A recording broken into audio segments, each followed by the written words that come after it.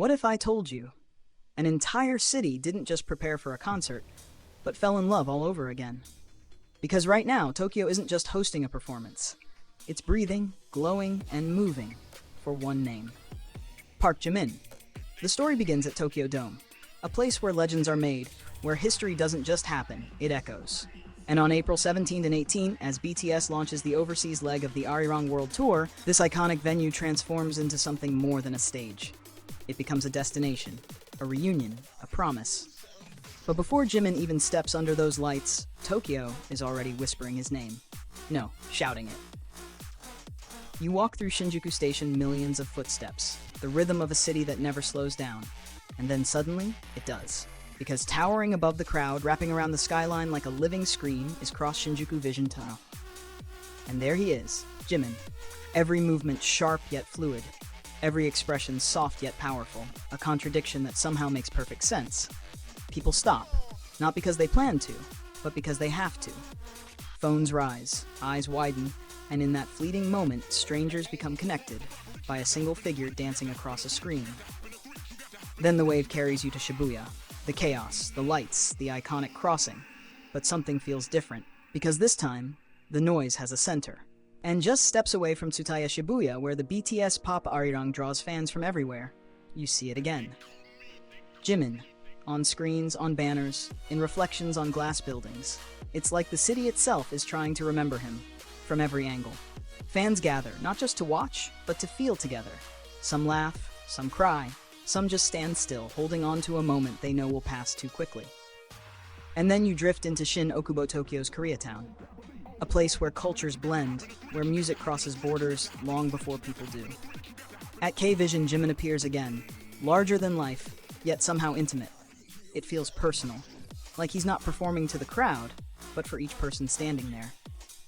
And just when you think you've seen it all, Tokyo keeps going. Roppongi, Hibiya, even the streets themselves join in. Ad scooters glide through traffic, carrying his image like moving constellations, circling Tokyo Dome as if orbiting something gravitational. Because that's what this is. A pull. You don't just notice it, you feel it. But here's where everything shifts. Because this story isn't just about fans. It's about why they love him this way. Behind the lights, behind the screens, behind the overwhelming scale of it all, there's a quieter truth.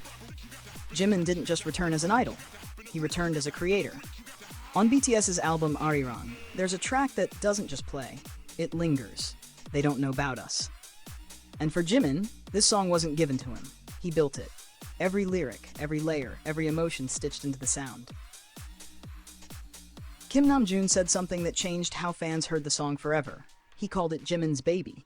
And suddenly, everything made sense. Because when you listen closely, you can hear the vulnerability, the restraint, the quiet confidence of someone who doesn't need to prove anything anymore, but still chooses to give everything. The world noticed. Not just fans, but critics. When the song landed on the Billboard Hot 100, it wasn't just another entry. It was a statement.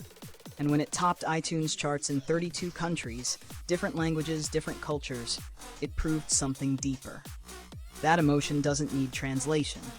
There's a moment in the chorus where his voice stretches soft, almost fragile, but unwavering. And in that moment, you understand. This isn't just singing, it's storytelling, it's identity, it's growth. Even industry voices couldn't ignore it. They called it balanced, genre blending, unexpected. A track that sits between hip-hop and ballad, but belongs fully to neither, just like Jimin himself. And maybe that's why. When fans fill Tokyo Dome this weekend, they're not just waiting for a performance. They're waiting for him. Because they remember Goyang, the cinematic stages, the way every movement felt intentional, the way he didn't just perform songs, he turned them into experiences. People said Jimin did what Jimin does. But that almost feels too simple, because what he really did was redefine what that even means. So now imagine this. The lights go down, the noise fades into a single unified breath, and somewhere in that silence, Jimin steps forward. A city that's been calling his name for days finally sees him, not on a screen, not in passing, but right there. Real, present, unfiltered. And in that moment, everything connects. The ads, the songs, the memories, the kidarim, the waiting. It all leads here. Because this isn't just a comeback, it's a full circle moment between an artist who kept growing and the people who never stopped believing in him. So when history is written about these nights at Tokyo Dome, it won't just say there was a concert, it will say Tokyo became a stage. And Jimin, he became the story everyone felt at the exact same time.